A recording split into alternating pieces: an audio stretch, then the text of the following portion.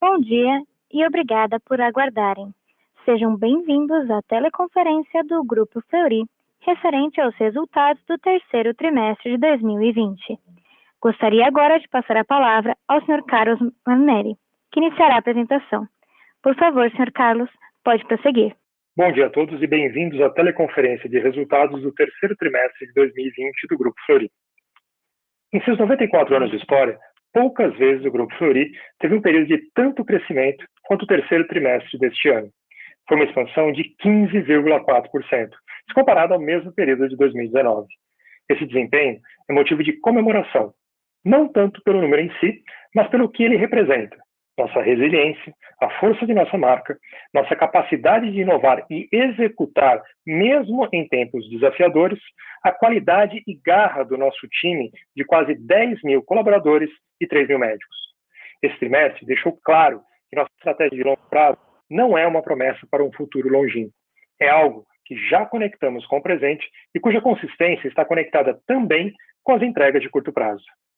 Depois do impacto inicial da pandemia de Covid-19, que reduziu o volume de atendimentos nas unidades do grupo, não apenas conseguimos protagonizar uma retomada vigorosa, como também, com nossos produtos e serviços, ajudamos pacientes e médicos a se cuidar e proteger, além de centenas de empresas brasileiras a voltar ao trabalho de forma segura, saudável e sustentável. Temos convicção que esses 3 S's serão cada vez mais valorizados pela sociedade como um todo. Nosso trabalho incansável nas nossas centenas de unidades de atendimento, a transformação cultural e digital que conduzimos nos últimos anos e os laços de confiança que construímos com os nossos stakeholders são a razão de nossa recuperação rápida e consistente. Esses elementos formam uma combinação única e poderosa que nos legitima como líderes na transformação do mercado de saúde. Nossas iniciativas recentes de abrir novas avenidas de crescimento, explorando novos produtos, serviços e canais, têm trazido resultados cada vez melhores para a companhia. Os serviços de telemedicina, por exemplo, cresceram 50% no terceiro trimestre. Com isso, somamos mais de 70 mil consultas realizadas até hoje, desde que começaram a operar em abril. O serviço de drive-thru, outro serviço implementado durante a pandemia, já totaliza mais de 140 mil atendimentos até o final do terceiro trimestre. Continuamos a aumentar as receitas geradas pela realização de exames de Covid-19 e hoje já somamos mais de 1,3 milhão de testes. Assim como fazem com outros aspectos de suas vidas, os clientes agora querem receber serviços de saúde em casa, uma necessidade que percebemos e à qual nos adaptamos rapidamente. Os serviços de atendimento móvel cresceram 113% no trimestre, alcançando 8,5% da receita. O que nos deixa ainda mais orgulhosos é que as pessoas que estão abrindo as portas de suas residências para nos deixar entrar ficam extremamente satisfeitas com a qualidade do serviço prestado. O NPS do atendimento móvel foi de 81,9% do trimestre. Tivemos também uma forte expansão no cuidado integrado para empresas, serviço de consultoria médica criado para ajudar as companhias na retomada de suas atividades, com soluções que envolvem testagem de colaboradores, consultoria médica para definição de protocolos de saúde e coordenação de cuidados, com o uso de telemedicina e prontuário eletrônico. No total, já fechamos quase 500 contratos que ajudaram centenas de empresas brasileiras a retomar suas atividades seguindo os nossos 3 S's, de forma segura, saudável e sustentável. E em linha com as melhores práticas ESG, da sigla em inglês para práticas ambientais, sociais e de governança. Mas não são somente essas nossas novas avenidas de crescimento. Há quase um ano, apresentamos em nosso Investor Day o conceito de plataforma de saúde, que nortearia nossa estratégia. Em setembro, esse plano começou a se tornar visível. Lançamos a Saúde ID, empresa do grupo baseada na ciência de dados e que nasceu para reinventar o acesso à saúde no Brasil, integrando todos os atores da cadeia. Graças a seu modelo de negócio inovador, escalável e aberto a empresas de fora do grupo, desde seu lançamento, a Saúde D já foi chamada pelo mercado também de Marketplace, One Stop Shop e Ecossistema. Independente da classificação, a ambição da Saúde D é uma só: Ao colocar o paciente no centro da estratégia e integrar seus dados, de modo a ter um uso mais eficiente dos recursos, a plataforma vai garantir a sustentabilidade de um setor cada vez mais afetado pela inflação médica e, ao mesmo tempo, permitir que os indivíduos façam a gestão de sua saúde de forma totalmente digital. Tudo isso seguindo rigorosamente todas as diretrizes da Lei Geral de Proteção de Dados Pessoais, LGPD. De largada, a plataforma surgiu com 7 milhões de vidas, já conectadas às ofertas da Santecorp e demais marcas do Grupo Fleury. E está disponível para operadoras e empresas que contratam serviços de saúde para seus colaboradores. Em breve, estará disponível também para pessoas físicas.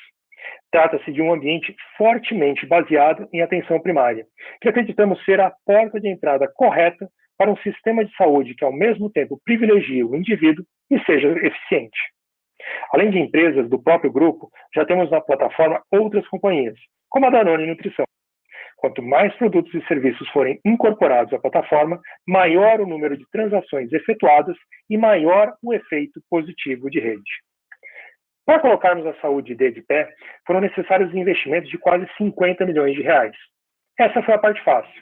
O difícil foi acumular quase um século de conhecimento e experiência cuidando da saúde dos indivíduos, entendendo as necessidades de médicos e nos relacionando com hospitais e operadoras de saúde. Isso não pode ser replicado do dia para a noite. E nessa trajetória de mais de 9 décadas, também nos orgulhamos de construir o futuro da companhia dentro de um compromisso verde. Sabemos que nos últimos meses, impulsionados pela necessidade de um capitalismo mais consciente, empresas de todo o mundo passaram a incorporar princípios ESG.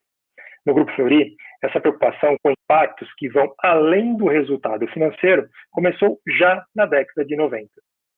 Desde então, o Grupo Fleury vem avançando com consistência em todas as frentes, integrando os princípios ESG e sua estratégia de negócios de forma genuína. Para nós, essa é uma evolução necessária e inexorável. Acreditamos que essa nova forma de fazer negócios é a única capaz de reforçar as relações de confiança que temos com clientes, colaboradores, médicos, acionistas e comunidade.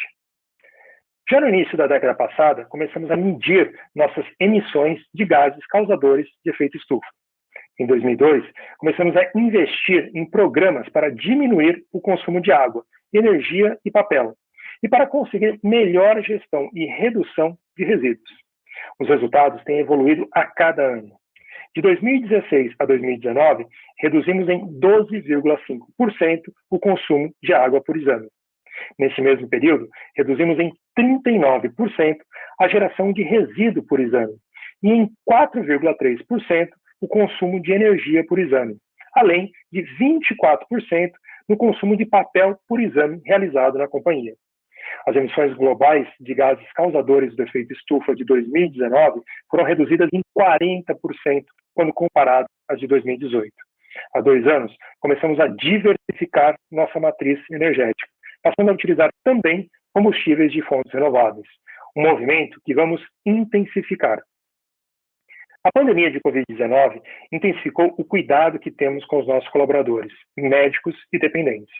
Além de rapidamente estabelecer todos os protocolos e cuidados com a saúde para garantir a segurança dessa população, fomos signatários do movimento Não Demita, que visava a preservação dos empregos.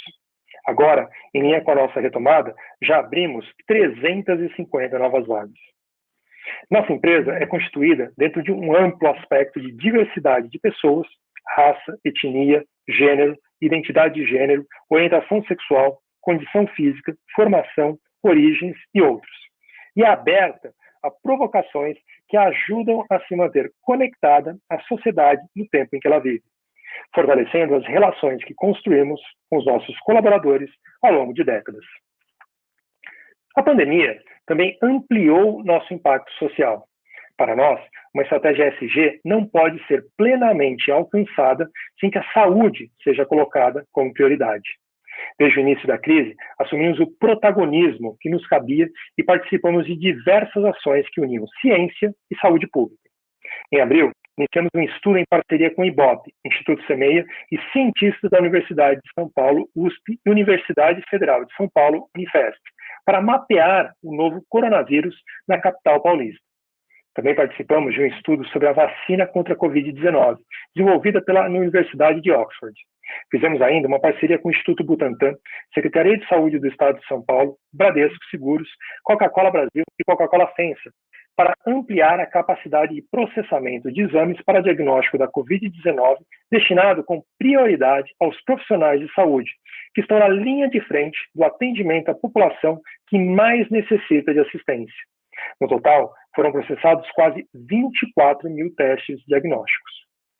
No que se refere à governança, tivemos um importante avanço recentemente. Nosso Código de Conduta foi revisto e passou a se chamar Código de Confiança. A mudança vai muito além do nome.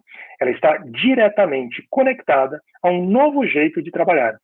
É menos imposição e mais comunicação. Menos comando-controle e mais autonomia.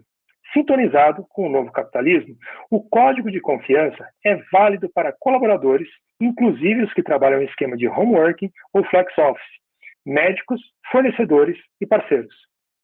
E embora esteja mais enxuto e direto, com cerca de metade do tamanho do código anterior, inclui novos temas como a questão do tratamento de dados.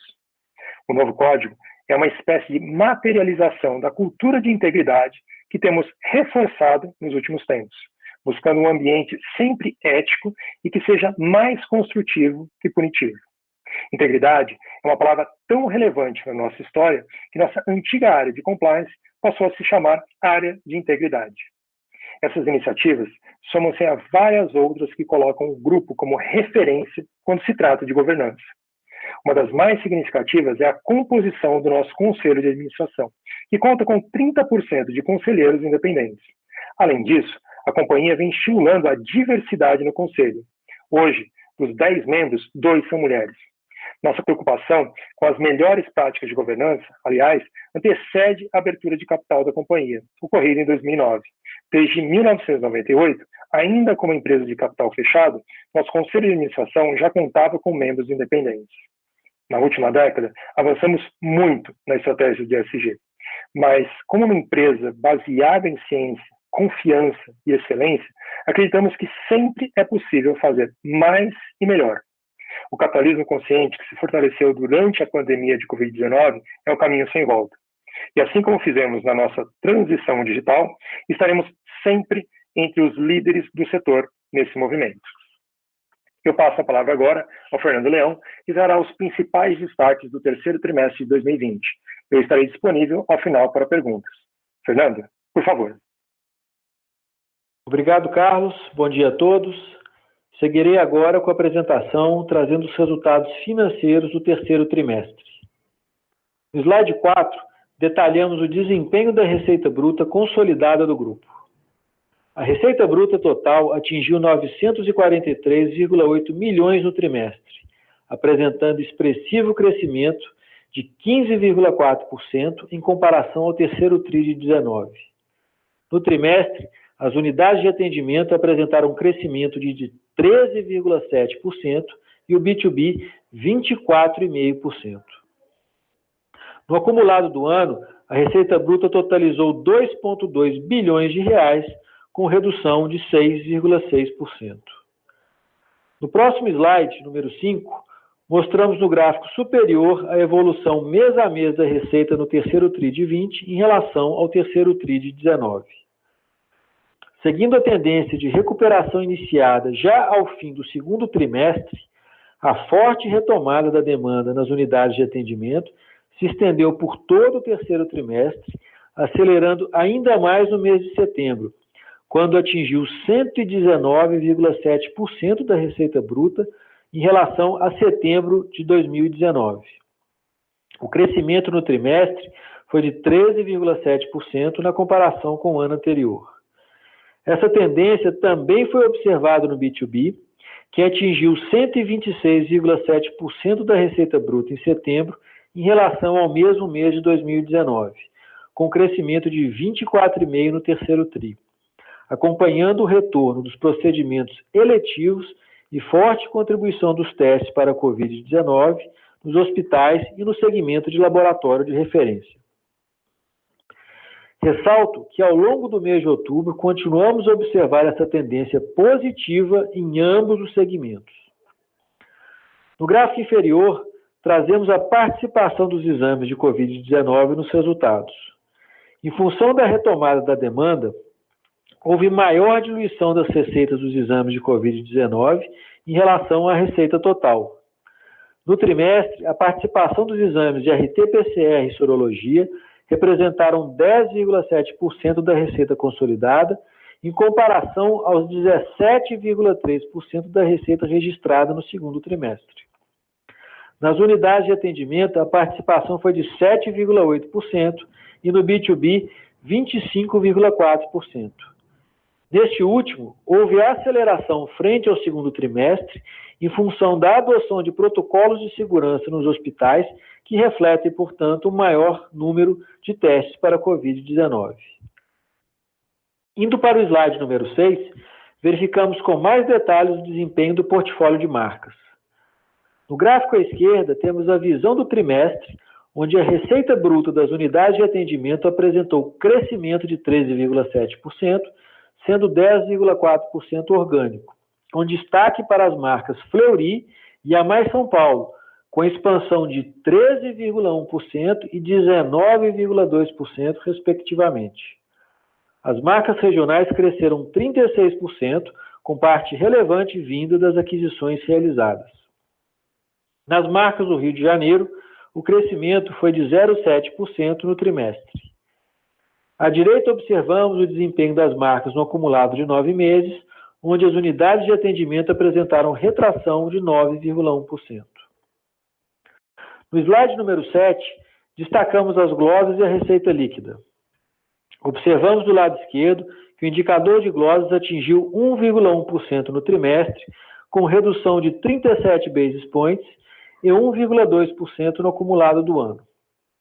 Na parte direita do slide, a receita líquida apresentou expansão de 15,7% no terceiro trimestre, totalizando 874,6 milhões de reais, enquanto que no acumulado totalizou 2 bilhões de reais, com redução de 6,5%. Nos próximos slides apresentaremos os principais indicadores financeiros. Ressalto que desde o primeiro trimestre de 20, todos os números estão com IFRS 16, arrendamentos, exceto quando indicado. Os números apresentados versus 2019 estão na mesma base de comparação.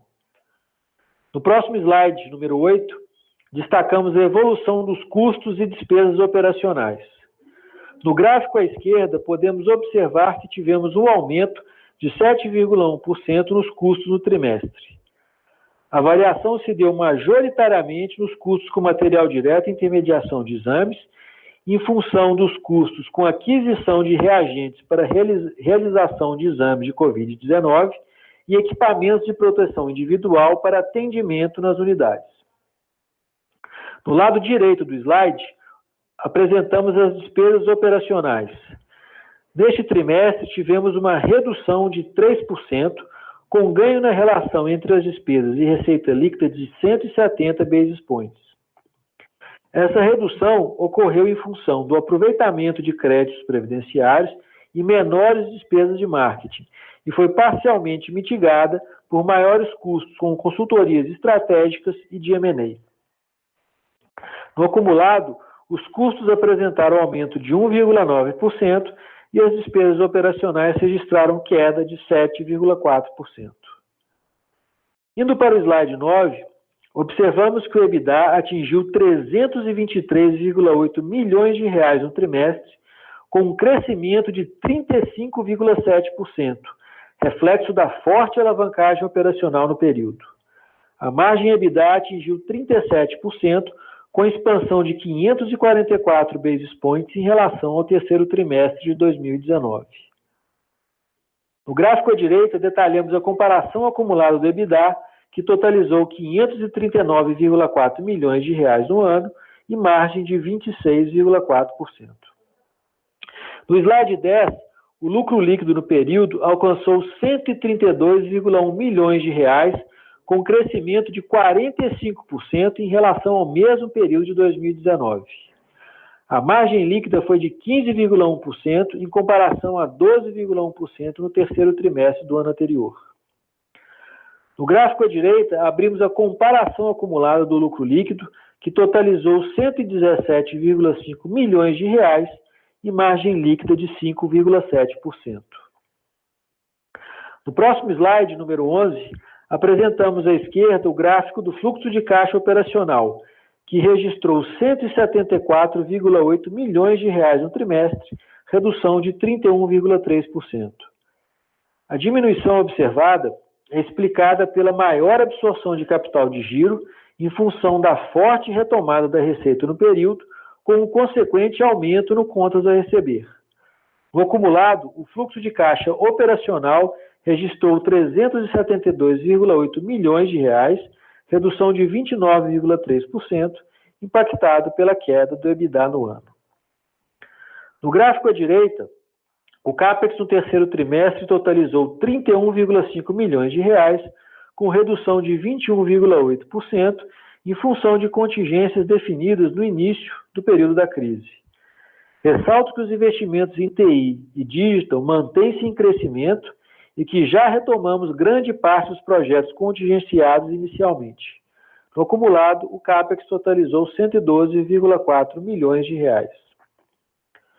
No próximo slide, o ROIC sem ágio, excluindo os efeitos do FRS 16 para não afetar a comparabilidade com períodos anteriores, atingiu 29,7% no terceiro trimestre.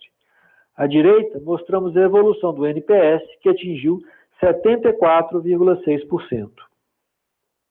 Por fim, no slide 13, incluímos os eventos já confirmados com o mercado nos próximos meses. Abrimos agora a sessão de perguntas e respostas. Obrigado a todos. Obrigada. Iniciaremos agora a sessão de perguntas e respostas. Caso haja alguma pergunta, queiram, por favor, digitar *1. O senhor Joseph Giordano, do JP Morgan, gostaria de fazer uma pergunta. Olá, bom dia a todos, bom dia Carlos, bom dia Leão, obrigado por pegar a minha pergunta. A primeira delas, acho que vai um pouco na pergunta bem batida, como é que vocês têm visto a evolução do mix, vamos chamar aqui entre aspas, orgânico da companhia ao longo do último mês. A gente vê setembro acelerando bem, imagino até com a participação menor do que a média do trimestre em termos de taxa de Covid. Então eu queria entender um pouco desse lado para ver o quão normalizado a gente já deve pensar nesse quarto tri. Mas o segundo ponto, acho que vai nessas novas avenidas de crescimento da companhia, acho que talvez aqui um pouquinho mais dentro de day clinic, serviço de infusão e atendimento primário. Eu queria entender como é que vocês estão vendo a evolução do credenciamento desses serviços por parte das operadoras, né? E se tem evoluído bastante, o que tem sido o grande driver para essa maior adoção. Obrigado. Bom dia, Joseph. Aqui é o Carlos Marinelli. Obrigado pelas suas perguntas. Bom, com relação à sua primeira pergunta sobre o mix, né, o que a gente vê na evolução foi que o primeiro a voltar mais fortemente foi o mix de análises clínicas, né, o mix de AC. E a gente viu o mix de CD, o mix de imagem, centro diagnóstico, voltando com um comportamento um pouco atrasado em relação ao mix de AC. Mas o que a gente viu ao longo dos meses, né, então nesse terceiro trimestre, aí, julho, agosto, setembro, é que eles foram evoluindo fortemente nesses 3 meses. E o que a gente trabalha agora, eu já trabalhava no final do mês de setembro, e a gente tem visto também agora no mês de outubro, que os dois já voltaram aí a valores principalmente muito equivalentes ao período pré-pandemia. E a gente vê que isso tem uma certa normalidade, né? Os exames de imagem, né, eles são exames mais complexos, tem uma parte aí ligada a toda a parte de ortopedia, né? E aí tem uma questão que tem os seus headwinds e tailwinds, né? Então, por um lado, as pessoas estão ficando mais em casa e muitas têm aí reclamado, né? A gente vê isso conversando com os RHs de questões ligadas aí à parte de economia. Por outro, você tem uma limitação de práticas de exercícios físicos e outros esportes aí que acabam não impactando, né, na necessidade dessa parte ortopédica. Mas é algo que tem vindo, né, numa certa normalidade, está evoluindo, e a gente já vê esse mix mais normalizado. Por outro lado, tem a questão, lógico, dos exames de Covid, né? Os exames de Covid, logicamente, é algo que foi agregado ao portfólio durante esse tempo da pandemia, um volume muito grande de exames feitos, como a gente destacou aí na nossa mensagem, né, mais de 1,3 milhão de exames feitos com relação ao Covid. A gente acredita que isso tende a ter uma variação ao longo do tempo. Hoje já representa muito menos do que já representou no passado nossa receita, principalmente no segundo trimestre, e a gente vai ter aí uma evolução que, certamente, os exames de Covid não vão desaparecer do portfólio, mas ele vai acabar sendo diluído dentro daquilo que a gente tem de oferta para o mercado. Então, a gente acredita, tem visto e acredita muito nessa normalização dos exames, e principalmente agora, com a retomada forte dos exames de CD e imagem, né, que tem um ticket maior, embora tenha uma rentabilidade menor, mas que tem trazido aí uma certa normalidade para o sistema como um todo. Com relação ao que você perguntou sobre a questão das novas avenidas de crescimento, a gente vê um interesse cada vez maior pelos serviços que a gente tem colocado no mercado, seja a infusão, seja a parte do Day Clinic, seja essa questão da atenção primária. E pensando aí na questão de saúde D e todo o portfólio de serviços ofertado por saúde D, por meio de Santa Corte, por meio de outros serviços que a gente tem dentro de Fleury mesmo, a gente vê cada vez mais um interesse maior das operadoras. E esse interesse, ele se traduz, às vezes, em credenciamento, às vezes em entender melhor os conceitos para montar, ajudá-los a montar soluções para os seus clientes que levem em conta essa questão de você ter atenção primária, de você ter uma rede referenciada, otimizada, de você ter uma coordenação de cuidado completa. Inclusive, para isso, a gente, em breve, aí, conectado com aquela investimento que a gente fez em Switch, que a gente destacou no segundo TRI, né, e quando a gente lançou Saúde D, a gente deve ter novidades aí com relação a soluções que vão conectar a nossa plataforma, as nossas soluções diagnósticas, Day Clinic, a parte de infusão, também com toda essa capacidade de fazer gestão de casos crônicos à distância e de uma maneira que integre o cuidado e que tenha um desfecho superior, sempre trabalhando pela sustentabilidade do sistema. Muito obrigado, Carlos. O senhor Ian Seskin, do BTG Pactual, gostaria de fazer uma pergunta. Bom dia, Carlos. Bom dia, Fernando, pessoal. São duas perguntas aqui do meu lado sobre atendimento móvel, né? A gente percebeu que atendimento móvel cresceu ali em ritmo bem acelerado, 113% no trimestre, chegando a 8,5% da receita. Eu queria entender um pouco melhor sobre a rentabilidade dessa linha de negócio, né? Entender como que funciona a estrutura de custos dessa operação, dado que ela tem se tornado cada vez mais relevante, e entender também qual que é a perspectiva futura para atendimento móvel em um cenário pós-pandemia, né? Assim, o que deveria ser o run rate em porcentagem da receita consolidada do grupo, ex-Covid, enfim, tem um pouco da ideia na cabeça de vocês para esse segmento. Obrigado. Oi, Ian. Bom dia, obrigado pela sua pergunta. Vamos lá. O atendimento móvel, ele é algo que ele entrega algo que para a gente é super importante, que a gente sempre bate nessa tecla, que é a questão de continuarmos sendo relevantes para os nossos pacientes, para o mercado em geral, para os médicos. Isso por quê? No momento desse de pandemia, como a gente está vivendo, o que a gente vê é que mesmo a gente, que é um serviço prioritário, é um serviço de saúde, que é um serviço super importante para manter as pessoas saudáveis, né, e principalmente mantê-las saudáveis e ajudá-las, inclusive, a passar por esse momento de pandemia mais saudáveis e mais preparadas, né, para esse momento, a gente também tem as nossas limitações, as nossas unidades de atendimento.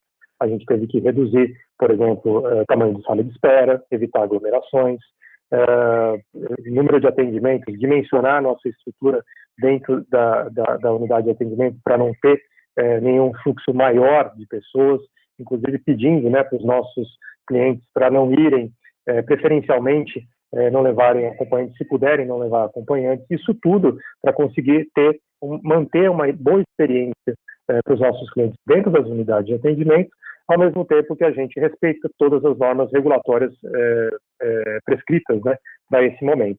E nisso, o atendimento móvel foi muito importante. Por quê? Ele deu uma capacidade para a gente de ampliar a nossa capacidade de atendimento, que foi além das nossas unidades de atendimento. E isso de uma maneira muito rápida. Agora, isso é algo que a gente já faz há décadas. Então, assim, eu estou no Fleury desde 2005. Desde 2005 eu sei que tem atendimento móvel. Honestamente, eu não sei dizer quando a gente começou a fazer isso. Mas todo esse tempo que a gente tem dedicado ao atendimento móvel faz com que a gente adquira uma experiência muito grande na maneira como a gente leva esse serviço. E olha só, a gente está falando de um momento de pandemia, onde a gente consegue entrar na casa do paciente, entrar na casa do cliente, fazer todos os serviços que a gente tem que fazer com ele, um momento super, digamos assim, crítico, né, sensível, e mesmo assim a gente tem aí quase 82 de NPS no atendimento móvel. Ou seja, o cliente, ele pede, ele está satisfeito com o serviço, ele recomenda para a família e amigos e ele volta a utilizar esse serviço. O que dá para a gente a capacidade de expansão da nossa capacidade de atendimento no Brasil inteiro, que não é só São Paulo, Rio de Janeiro, todos os lugares do Brasil, muito grande. E aí você tem essa questão que você questionou da rentabilidade. Lógico que cada vez que eu entro na casa de um paciente, eu tenho todo um custo, né? Porque eu tenho toda a paramentação que os nossos profissionais têm que levar, isso é um custo variável, né, para cada atendimento, que não é pequeno, no momento desse como a pandemia, e também uma dinâmica que a pessoa tem que se deslocar. Logisticamente, isso tem um custo, né? Seja o deslocamento em si, seja do tempo total de atendimento, que ele fica maior, porque a pessoa tem que se deslocar para fazer o atendimento. Isso tudo vai tendo, digamos assim, um headwind, né, dentro da composição desse custo, ele vai ficando mais caro. Por outro lado, eu não tenho toda a questão do custo da unidade, do investimento, do asset, né, do ativo que eu tenho que investir dentro da unidade. Então, a nossa experiência com essa questão do atendimento móvel é que dentro da eficiência que a gente consegue fazer com que ele seja muito interessante em termos de rentabilidade da companhia, mesmo não tendo a produtividade que a gente pode experimentar numa unidade de atendimento. Como você viu, o atendimento móvel representou 3 a 4% do nosso crescimento nesse trimestre, né? Dos 15,4%, 3 a 4% vem do atendimento móvel. Com relação ao futuro, não tem volta. Do mesmo jeito que a gente hoje, durante a pandemia, a gente está consumindo comida em casa, a gente está fazendo supermercado desde casa, a gente está comprando o que a gente precisa para nossa casa, eletrodoméstico e outras coisas, a partir de casa, do jeito que a gente sempre utilizou já, né, a parte do banking, do financials, uma série de setores a gente está fazendo a partir de casa, porque é mais conveniente, porque a gente se adaptou e conheceu e gostou da utilização digital. Isso também vai acontecer com a saúde. A gente vai ter uma saúde que ela seja cada vez mais conveniente da gente acessá-la e que a gente tenha canais digitais também para acessá-la, seja para ter o cuidado, seja para guardar as informações. E é isso que a plataforma, a Saúde D, ela traz, né? A possibilidade da gente ter a saúde a um toque de distância e a gente conectar, isso é muito importante dizer, não é só um app, não é só um marketplace, não é só um aplicativo. Isso é uma questão de você ter uma experiência completa de saúde que começa pela saúde digital, a telemedicina, mas que ela pode ir até a sua casa com ofertas como a questão dos exames, com a questão da infusão, com outras ofertas que a gente deve apresentar ao mercado aí nos próximos meses, de uma experiência da telemedicina conectada com alguns elementos de verificação de parâmetros das pessoas na casa da pessoa, com conexão direta com os médicos, a telemedicina ou os seus próprios médicos. Então, o que a gente está desenvolvendo é esse omnichannel, essa presença em vários canais, levando todo o cuidado que a gente tem, essa tradição de cuidado, inclusive para a casa das pessoas. Seja no digital, seja com profissionais nossos que estão muito habituados a entrar na casa dos pacientes e fazer com que essa experiência seja uma experiência muito boa e que possa ser repetida. Perfeito, obrigado. O Gustavo Tieso, do Bradesco, gostaria de fazer uma pergunta. Oi, bom dia, Marinelli, bom dia, Leão. Parabéns pelo resultado, primeiramente, e obrigado por pegar a pergunta. Eu tenho duas perguntinhas aqui. Eu acho que a primeira é sobre a margem, né? A gente viu, de fato, um grande expressivo de alavancagem operacional. Eu queria tentar entender um pouquinho se dá para dividir, se foi o ganho de market share que vocês tiveram no mercado e conseguiram ter essa receita um pouco maior, principalmente de exames clínicos, ou se foi, de fato, alguma coisa que está, os procedimentos reprimidos, né? Se dá para ter uma ideia se o mercado está apanhando um pouco e vocês ganhando, ou se de fato foi ou teve aqui coisas reprimidas ali. E uma segunda é sobre a situação do cuidado integrado, né, que vocês estão fazendo com as parcerias com as empresas. Se vocês puderem contar um pouquinho o que está acontecendo lá, se pode ir alguma coisa além dos testes de Covid, de toda a programação pós-Covid dessas empresas, e se tocar um ponto específico também, parece que quando vocês estão entrando cada vez no Day Clinic e no cuidado primário, parece que vocês entrarem mais em contato com autogestões, seria uma oportunidade interessante. Se vocês têm algum contato com isso, se está desenvolvendo alguma coisa nesse sentido. Acho que é isso. Obrigado pela oportunidade. Bom dia, Gustavo. Obrigado pelas suas perguntas. Vamos lá, né? Então, margem, né? Como você mesmo colocou, isso tem tudo a ver com a questão da alavancagem operacional do período. A gente teve um crescimento muito importante e a gente sabe, do mesmo jeito que a gente sabe como que essa alavancagem ela funciona também quando você tem uma baixa demanda, como aconteceu no segundo trimestre. Então, uma variação, a variação na linha da receita, né, ela muito para baixo, ela penaliza demais a parte da margem, e para cima ela também alavanca operacionalmente vários dos nossos serviços e, consequentemente, traz uma margem super importante. Agora, uma coisa que a gente tem que destacar, a alavancagem operacional, principalmente num período como esse da pandemia, né, em que você tem uma série de restrições, todas as limitações das unidades de atendimento, você tem um volume, por exemplo, de ligações de call center nosso, que cresceu demais durante a pandemia, e ela está conectada muitas vezes a especificamente exames de Covid, então você tem que manter, né, a mesma estrutura e gerar muita eficiência operacional no atendimento do cliente, seja na unidade, seja no call center, para diluir esse custo, porque senão você simplesmente começa a colocar muito custo e você não consegue executar corretamente. Então, a gente fala, né, alavancagem operacional, mas para chegar na alavancagem operacional tem muito trabalho, tem muita eficiência com processos revisados, tem muita eficiência com processos digitalizados, tem muita eficiência com repensar processos dentro das unidades de atendimento. Então, tem um envolvimento muito grande dos times de operação, times médicos, para fazer com que essa alavancagem operacional possa acontecer. Porque o maior problema é você ter essa demanda e você não conseguir atender essa demanda. Você está perdendo ou jogando demanda para fora porque você não está conseguindo atender. Infelizmente, nossos times tiveram aí um papel muito importante, nos times de ponta de operações e os times corporativos também de desenhar esse processo para que a gente pudesse capturar essa demanda que aconteceu.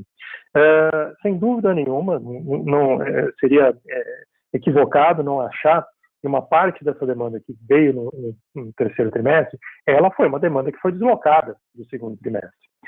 Ao mesmo tempo, também a gente não pode esquecer que as pessoas elas estão vindo e elas vão continuar precisando de saúde, principalmente no ano em que saúde virou um tema onipresente, né? Então, se a gente liga a televisão, se a gente lê o jornal, se a gente abre o site, se a gente entra na rede social, tudo está falando de saúde. E, logicamente, as pessoas ficam mais expostas ao tema, preocupadas com temas e querem se cuidar mais, felizmente, e elas podem ter acesso a essa questão de saúde. Eu, honestamente, por todos os cálculos que a gente tem, pelos números que a gente acompanha, a gente vê a gente ganhando market share. A gente entende que parte dessa demanda, ela veio para a gente. Eu entendo que nesse momento da pandemia, o Grupo Fleury, ele teve uma presença, seja na mídia, seja nos grupos médicos, seja no esclarecimento e trazendo conhecimento sobre a doença, que fez com que a reputação dele ampliasse cada vez mais. Então, a gente teve aí a questão das pesquisas recentes, publicadas, inclusive, com o grupo do SUREP, da UniFest, USP, Instituto CEMEIA, o Todos pela Saúde, que, por exemplo, trouxe uma informação crítica para a cidade de São Paulo, que é saber que uma em cada 4 pessoas em São Paulo, no mínimo, teve exposição e se converteu, né, pro vírus da da Covid-19. Não só isso, mas outros elementos que a gente trabalhou muito fortemente durante esse tempo da pandemia. E tudo isso fez com que a gente tivesse uma exposição maior e que a gente estivesse mais presente na cabeça das pessoas, com todas as nossas marcas. Seja Fleury a mais em São Paulo, Lados a mais, Lico Matoso, LAF no Rio de Janeiro, Weiman no Sul, as outras regionais jamais, Enlab no Maranhão, Jagmax, CPC, todas essas marcas, elas tiveram uma presença muito forte nas suas comunidades locais, inclusive levando conhecimento para a comunidade médica. E isso, logicamente, reforça a reputação e reforça a recomendação por parte dos médicos. Com relação ao cuidado integrado, que você perguntou, é lógico que a nossa primeira intenção é ajudar as empresas a ter esse ambiente seguro, saudável e sustentável para que elas possam voltar a ter as suas atividades. E isso a gente está conseguindo fazer de maneira muito exitosa. Mas, lógico que essa conexão com essas empresas vai além dessa questão do cuidado integrado, por exemplo, só para teste. É falar do ambiente de trabalho, é falar sobre a saúde das pessoas, e isso que você colocou é muito importante. Os RHs, eu estava outro dia, inclusive, num painel da Câmara Americana de Comércio falando sobre isso, os RHs, que, é lógico, saúde sempre foi uma coisa importante na vida das pessoas, dos colaboradores, mas é aquela visão de que eu simplesmente tenho que dar um plano de saúde bom e ter as questões ligadas à parte regulatória, de ter segurança ocupacional, esse tipo de coisa, esse momento acabou. Hoje, inclusive por conta dessas questões de ESG, você tem cada vez mais os RHs, as gestões das empresas, pensando na saúde dos colaboradores de uma maneira muito ativa, muito integral. Não é mais só, eu estou já dando plano de saúde, eu já sou compliant com as regras, então está tudo certo. Não, as empresas estão muito fortemente pensando na saúde integral, no cuidado integral da saúde, na saúde mental das pessoas, que é uma coisa que a gente vê que está muito abalada nesse momento de pandemia, e a gente vai ter aí uns efeitos disso, não só nesse ano, mas eventualmente até no ano que vem. Então, esse cuidado integrado ele vai muito além dessa questão de simplesmente fazer os testes. Ele vai no sentido de entender as necessidades dessas empresas com relação à saúde dos seus colaboradores de maneira integral, acompanhar e, principalmente, tornar sustentável. A gente vê como que, no momento desse de pandemia, é importante que as empresas tenham produtos de saúde que façam com que os seus custos estejam controlados e que eles possam continuar oferecendo esse benefício de uma maneira muito efetiva para os seus colaboradores e mantê-los, esses colaboradores e famílias saudáveis. Isso é super importante. A gente vê já um movimento de mudança de comportamento dessa importância para as pessoas. Você perguntou do Day Clinic sobre a questão de autogestões aí, lógico, falamos com muitas operadoras, inclusive as autogestões, e a gente vê que a solução do Day Clinic é uma solução cada vez mais importante para essas autogestões. Por quê? Porque o Day Clinic ele é uma solução que ele endereça algo que é super importante, que são esses procedimentos de baixa da complexidade, mas, ao mesmo tempo, faz isso no ambiente ambulatorial, que tem um custo que ele é mais viável. Então, dentro da nossa proposta, que é ser um serviço trazer serviços ambulatoriais na casa das pessoas e digitais, que sejam cada vez mais resolutivos e sustentáveis por serem custo-efetivos, essa é uma solução que tem entrado muito para esse tipo de operadora, para as autogestões, de maneira muito efetiva. E a gente tem sido muito exitoso nessas conversas e cada vez mais conseguindo trazer um portfólio maior de credenciados. Lembrando que para fazer perguntas, basta digitar *1.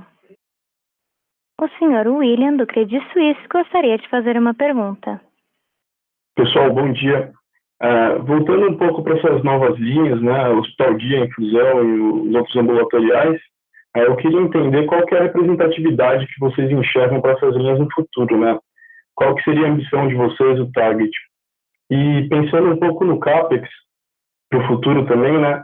O foco de vocês vai ser em unidades ou vai ser mais pensando no marketplace mesmo? Obrigado. William, desculpa, você pode repetir a segunda parte da pergunta? Então, a segunda parte é mais voltada para o CAPEX, né? CAPEX para frente. Vocês vão investir mais em unidades, né? Novas unidades, ou mais no marketplace? Ok, obrigado. Bom, eu vou começar aí com a questão das novas linhas e o Leão complementa aí com a parte do CAPEX, né? Com relação a essas novas linhas de negócio, o que é super interessante dessas linhas, né, William, é que elas são on top of. Então, eu tenho uma vantagem muito grande, que é a capacidade de eu estar usando, inclusive, ativos já existentes. Então, eu uso minhas unidades de atendimento, eu uso meu conhecimento em atuação dentro da parte do móvel, né, do atendimento em casa, para fazer infusão também. Então, você não tem uma demanda intensa ou necessidade intensa de novos ativos, né, bricks and mortar nesse aspecto. Então, você pode ter um retorno sobre o capital mais estendido ainda do que a gente já tem. Quando a gente fala de representatividade, olha, são novas linhas de negócio em que a ambição é muito grande. A gente sabe que são linhas que são importantes para o cuidado das pessoas, sabe que as pessoas querem ter essa experiência mais ambulatorial, né, de uma facilidade maior de acessar esses serviços, usar esses serviços, e a gente tem, inclusive, a vantagem de poder começar esses serviços usando infraestrutura já existente.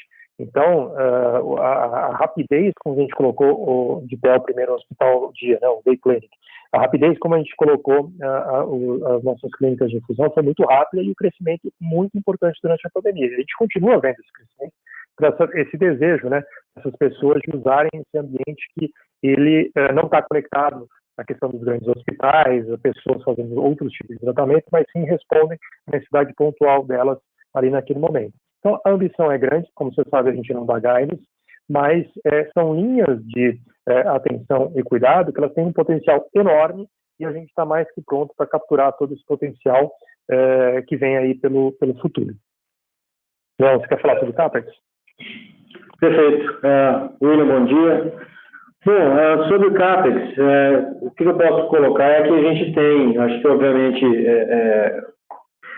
eventualmente a gente pode ter oportunidades ali muito pontuais, né, de abertura de unidades, então a gente vai enxergar isso muito mais dessa maneira, olhando ali para algumas oportunidades ali geográficas, onde a gente tem uma oportunidade de expandir presença, né? Lembrando que a M&A, né, ele é uma vertente importante de crescimento para a companhia, e na medida que eu faço essas aquisições, eu também adquiro capacidade instalada, né, e eu consigo utilizar isso de forma a continuar crescendo presença nas regiões, seja em praças onde eu estou, seja em novas praças, né. E, então, a gente deve olhar para frente uma convergência maior de investimentos, muito ligada à nossa transformação digital e à nossa estratégia de plataforma, né? Seja ali com a abertura, né, de novos serviços, seja com toda essa estrutura necessária para a gente poder desenvolver toda essa estratégia de atendimento, né, de multicanalidade, como o Carlos já colocou, e levar isso para o mercado. Obrigado, pessoal. Gustavo Miele, do Itaú BBA, gostaria de fazer uma pergunta. Bom dia, Carlos. Bom dia, Leão. Obrigado pela apresentação. São duas perguntas bem rápidas aqui do meu lado. A primeira, eu queria só levantar uma discussão referente a outras praças, né? A gente viu que a performance, por exemplo, no Rio de Janeiro, ela foi menos forte do que nas principais praças de vocês.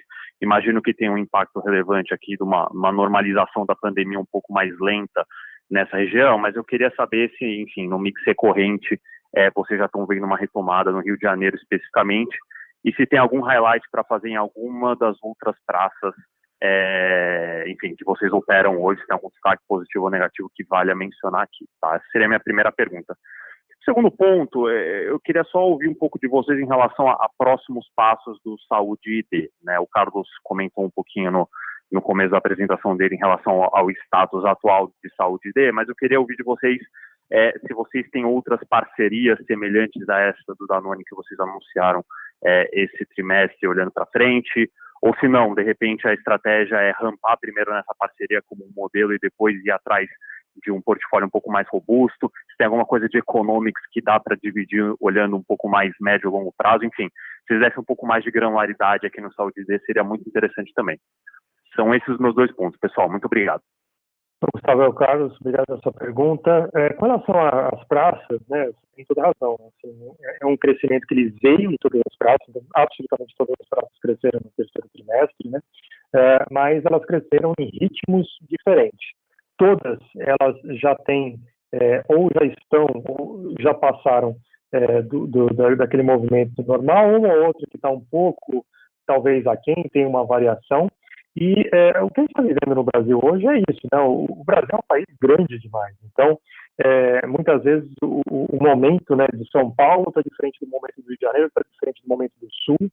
Por exemplo, no Sul, né, a gente teve ali um período inicial que teve muita restrição, daí baixaram as restrições, daí voltaram as restrições de novo.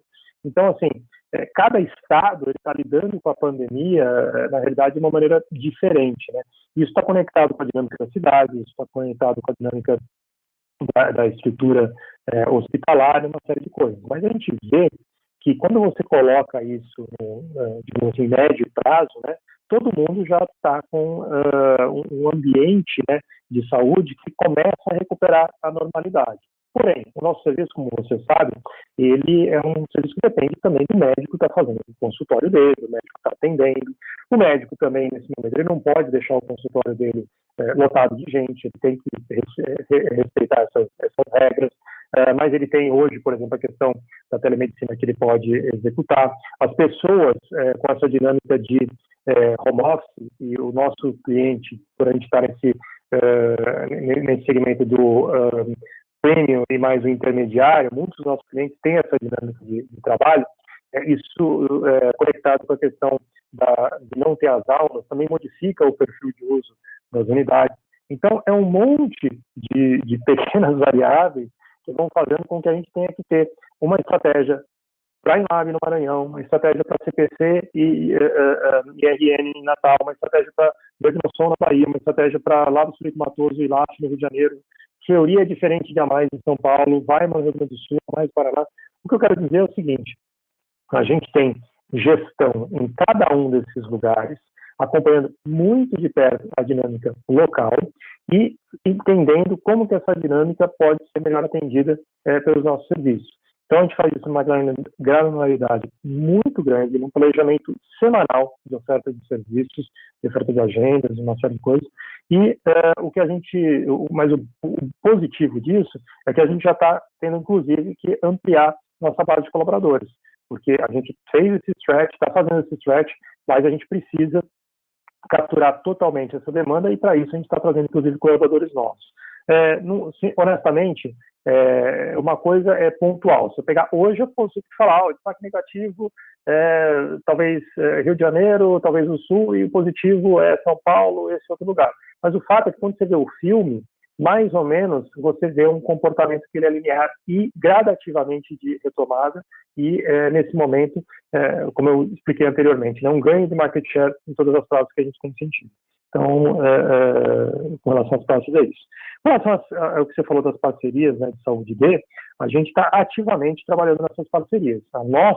Nosso entendimento de plataforma, ele é um entendimento que você tem que criar esse poder de atratividade. Quando a gente começa já com 7 milhões de vidas, a gente tem muitos serviços sendo oferecidos ali. Então, por exemplo, só na telemedicina já são aí mais de 70 mil consultas. Seja as consultas que a gente faz para a operadora, seja as que a gente faz via cuidado digital, que a gente é o consultório virtual dos médicos independentes que estão por aí. Essas consultas geram transações.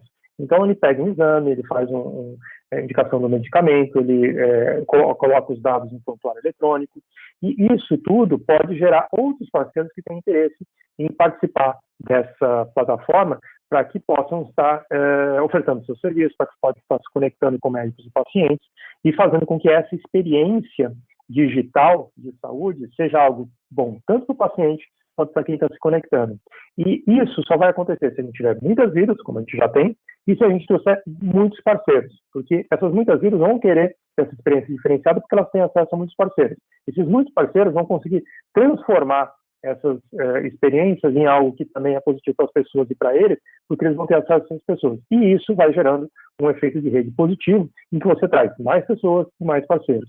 É isso que a gente está buscando, e a gente está o tempo inteiro trabalhando em parcerias. Muitas delas já estão em negociações bem avançadas, outras ainda no estágio inicial, mas a gente acredita que daqui até o final do ano, certamente a gente vai estar lançando novas soluções, novos serviços e comunicando novos parceiros que vão ser adicionados à plataforma. Excelente, Carlos. Super claras as respostas. Obrigado. O senhor Vinícius Ribeiro, do UBS, gostaria de fazer uma pergunta. Pessoal, bom dia a todos. Obrigado por pegar a pergunta. E até já peço desculpa antecipadamente se alguém já fez a minha pergunta, que eu fui desconectado no meio. Falando um pouco sobre a plataforma de saúde, né? A gente viu uma série de investimentos sendo anunciados desde o anúncio de vocês do Saúde D e tudo mais. Eu entendo que não seja necessariamente correlacionado ao anúncio de vocês, mas vocês viram alguma mudança do ponto de vista de valuation de eventuais M&As que vocês estão procurando ou o custo de profissionais da área específicos em algum ponto que vocês acham chave? E a segunda pergunta, um pouco relacionada, esse pacote, né, da plataforma, cuidado coordenado e diagnóstico, vocês já têm negociações e conversas com operadoras, com novos modelos de pagamento que pode garantir um modelo maior, um volume maior de contratos e de volume junto às operadoras de diagnóstico? É isso, pessoal. Obrigado. Vinícius, obrigado da sua pergunta. Não, acho que a sua pergunta está indo numa linha aí que não tinha sido discutida ainda. Vamos lá. Com relação à saúde D, essa parte de variação de custos de investimentos. Primeiro que a gente hoje, quando a gente fala, né, de tudo que a gente está tendo de custo de investimento aí, basicamente tem uma parte muito importante que ela é relacionada a pessoas, né, talentos que você traz para transformar essa ambição digital numa realidade, em soluções e serviços. Isso aí é algo que a gente sabe, que a gente sempre soube, na verdade, né, que tem uma escassez grande no mercado brasileiro, infelizmente. E isso a gente tem que disputar com empresas que não são, inclusive, somente do setor de saúde. A gente tem que disputar com o mercado inteiro que está vivendo, inclusive durante esse momento de pandemia, um crescimento muito grande do entendimento de que esse modelo de plataforma é algo que é algo para o futuro e que você precisa ter essa transição, agregar essa dimensão para que você continue sendo relevante. É isso que a gente já descobriu não só há alguns anos, mas como a gente tem implementado e executado fortemente e firmemente no último ano, nos últimos anos aí, e mais especificamente também lançando e criando corpo nos últimos meses. Então, tem uma demanda muito grande por esses profissionais. Eu acredito que a gente tem uma vantagem. Essa é uma geração, um tipo de geração que está conectada com esse tipo de profissional, ele está muito conectado com um propósito. E quando você tem um momento como esse da pandemia e um propósito como o nosso, que é estar no dia a dia das pessoas, levando saúde e bem-estar para a sua plena realização, isso atrai muitos desses talentos, né, de fazer a diferença na vida das pessoas de maneira muito significativa.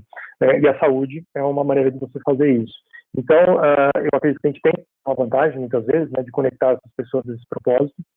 A gente tem uma cultura organizacional dentro do Grupo Fleury que é muito forte e que a gente é muito criterioso para trazer esses profissionais para trabalhar com a gente, para que eles possam ter uma relação conosco que seja longa, que seja boa para todos os lados e boa para as soluções que são construídas.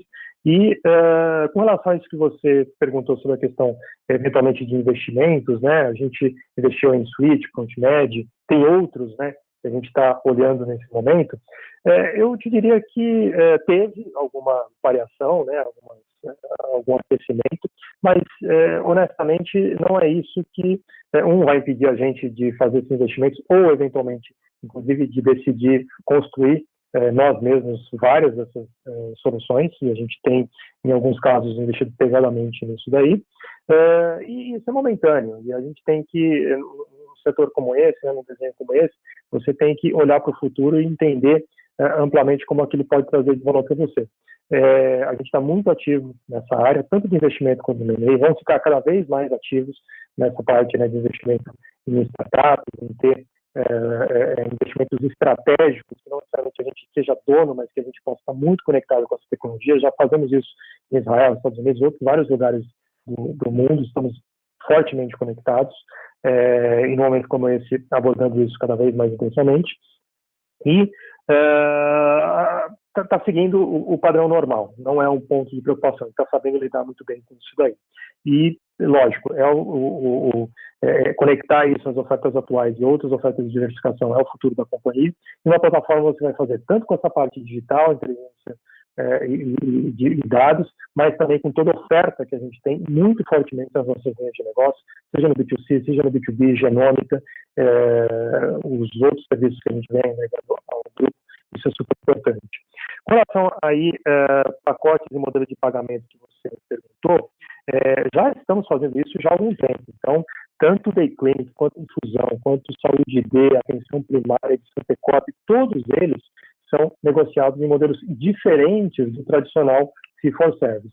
Então, lógico, na medicina diagnóstica, a gente tem esse modelo predominante do fee-for-service, mas cada vez mais a gente tem adquirir prática, adquirir conhecimento, adquirir experiência nesses novos modelos.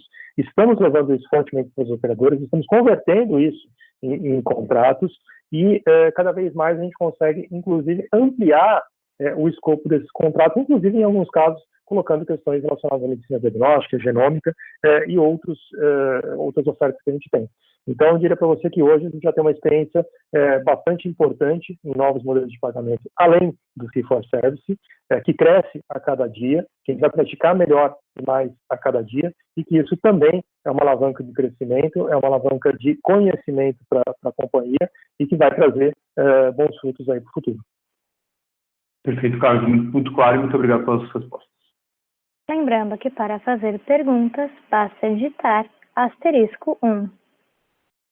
Encerramos nesse momento a sessão de perguntas e respostas. Gostaria de retornar a palavra ao Sr. Carlos para sua consideração final. Bom, obrigado a todos pela presença aí na nossa teleconferência de resultados do terceiro trimestre.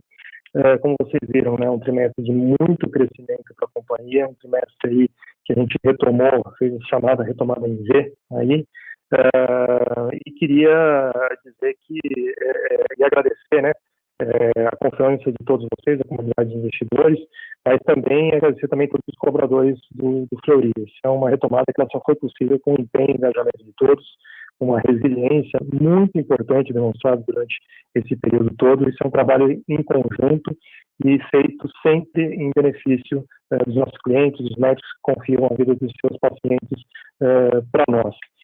Dizer que a gente não muda em nada a nossa estratégia, na verdade a gente tem uma certeza muito grande de que toda a estratégia que já está há muito tempo delineada e que está sendo muito bem executada pelo time, está fazendo o resultado, essa estratégia de longo prazo está fazendo resultado, inclusive agora no curto prazo, sendo muito bem conectado. E dizer que a gente vai continuar com essa pegada forte, vai continuar forte atendendo os clientes, trazendo saúde para as pessoas e participando desse movimento, tanto de fazer uma saúde cada vez mais digital e sendo cada vez mais relevante na vida das pessoas, quanto também pensando, né, nesse nosso compromisso verde de ser uma empresa cada vez mais conectada com os princípios ESG, que a gente já pratica desde a década de 90, mas estamos cada vez mais conectados com isso.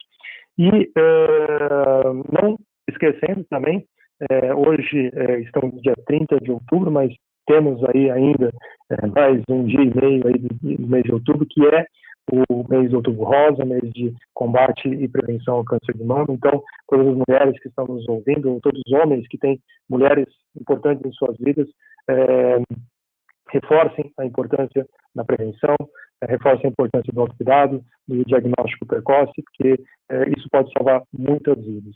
E convidar todos vocês para que estejam presentes aí no nosso Investor Day, que vai acontecer no dia 9 do 12.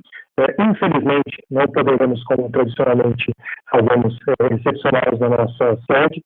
Esse ano vai ser um Investor Day virtual, mas já estamos trabalhando nele para que seja uma experiência bastante diferenciada e muito produtiva para todos. Então, muito obrigado a todos, fiquem bem, fiquem com as medidas sanitárias recomendadas aí, usem máscara quando estiverem fora, álcool gel, reforcem as medidas de segurança. A gente não passou ainda pelo fim da pandemia, mas estamos muito melhor nesse momento e vamos conseguir passar por essa e vamos estar muito melhor aí quando nos encontrarmos novamente aí nos resultados do quarto trimestre